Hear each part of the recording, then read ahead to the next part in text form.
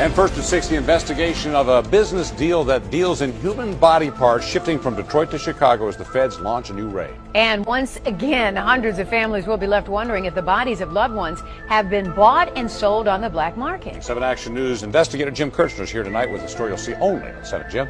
Stephen and Carolyn, this case started here, according to sources, when a man named Arthur Rathburn was shipping human body parts through Metro Airport. Get this, the box leaked blood. Those cargo haulers then called for help. Why were you stockpiling hundreds of human body parts here, sir? That's Art Rathburn. And remember his business 13 months ago? For 2 days, federal investigators dressed in hazmat suits removed body parts of 1,000 different people. Arms, legs, heads cut up and kept on ice, not embalmed, so they would be fresh for the black market. Today, the rundown warehouse on Detroit's east side is shuttered and up for sale.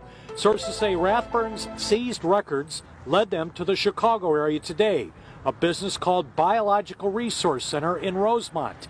It's difficult to see from the outside, but sources say the hazmat suits and raid are underway on the 6th floor of this office building.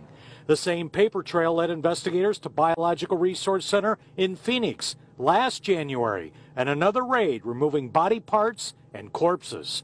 There were also ties to similar businesses in Las Vegas. Since these dealt directly with the public, families were left without answers.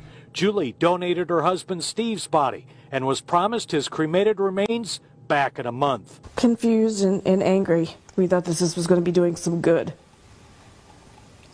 Yet it doesn't sound like it is. What do you say to all those families who had no idea their loved ones were in here? Michigan pulled Art Rathburn's license last year after our reporting, even though they were told about his problems 2 years before. You can go find out what the heck he is doing, and that wasn't done. Right? Did we do something 2 years ago? No, we didn't. Are we doing an investigation now? Yes, we are. Are you worried about going to prison? Now, no one has been charged by the feds yet. There are actually 2 locations involved in this raid going on right now in the Chicago area.